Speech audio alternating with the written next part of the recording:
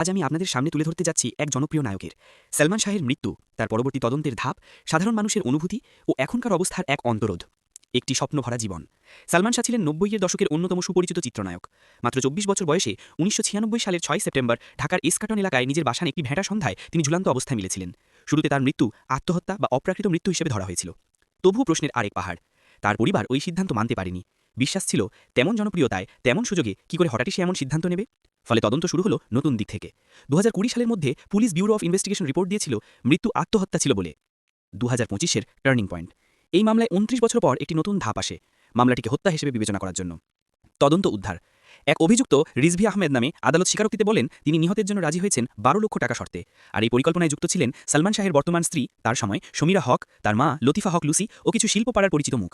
Police এখন ওই ১১ জনের বিরুদ্ধে মামলা করেছে, যার মধ্যে রয়েছে সমীরা হক, লুসি, বিশিষ্ট ব্যবসায়ী আজিজ মোহাম্মদ ভাই ও কিছু নাম না জানা ও অপরিচিত সদস্য। পুলিশের একাধিক পদক্ষেপ চলছে, অভিযুক্তদের দেশ ছাড়তে না পারে সেজন্য ইমিগ্রেশন আলোচনায়, গ্রেপ্তার ও তথ্য আহরণে তৎপর। পরিবার ও সাধারণ মানুষ কি বলছে? সলমান শাহের মা নীলা চৌধুরী বেশ কয়েকবার বলছেন, আমার ছেলের বিরুদ্ধে এমন একটা সিদ্ধান্ত কি হয় সম্ভবত, বলতে তিনি কখনো কখনো কণ্ঠ নেভে গেছে। সাধারণ দর্শকপ্রেমীরা বলছেন, একজন তারকাকে যার জীবনের শুরুটা ছিল উজ্জ্বল, এমন সংক্ষিপ্ত জীবনে হারিয়ে যাওয়া মানেই কঠিন বাস্তবতা। সোশ্যাল মিডিয়ায় অনেকে বলছেন, আমরা অপেক্ষা করছিলাম ন্যায্য বিচারের। কিন্তু কি সমস্যা এখনো রয়ে গেছে? হ্যাঁ, এত বছরেও বিচার সম্পন্ন হয়নি। অভিযুক্তদের মধ্যে অনেকে দেশ থেকে বাইরে থাকতে পারেন, প্রমাণ সংগ্রহ, সাক্ষ্য প্রমাণে অনেক ঘাটতি রয়েছে, সময় পেরিয়ে যাওয়ায় কিছু সাক্ষী, তথ্য হারিয়ে যেতে পারে। তাই অনেকে বলছেন ১৯৯৬-এর ঘটনা আজও পূর্ণ হয়েই যাচ্ছে।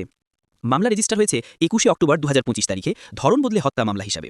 আইনানুগভাবে ১১ জনকে অভিযুক্ত হিসেবে নাম দেওয়া হয়েছে। পুলিশ এখন দ্রুততার সাথে কাজ করছে, দেশ ত্যাগ রোধ, তথ্য সংগ্রহ, তদন্তের সময়সীমা নির্ধারণ করা হয়েছে। শেষ কথা, ভাবুন একটা জীবন হঠাৎ থেমে যায়, তার সঙ্গে থেমে যায় হয়ে ওঠার স্বপ্ন, যাওয়ার পথ, সম্ভাবনা। সলমান শাহ আমাদের মধ্যে ছিল সেই আলো। আজ অনেক বছর পর আমরা চোখ রাখছি সেই আলোকে আবারও, যেন সত্যিই হয় একটু ন্যায্যতা, একটু শান্তি। মানুষের মনে প্রশ্ন তখনও আছে, যদি এটি হত্যা হয় তাহলে কেন এত দেরি?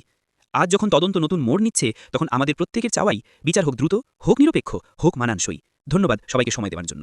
আশা করি এই গল্প শুধু একবার মনে করিয়ে দেয় জীবনের মূল্য, ন্যায্যতার আহ্বান এবং অনন্ত অপেক্ষার ঘাত।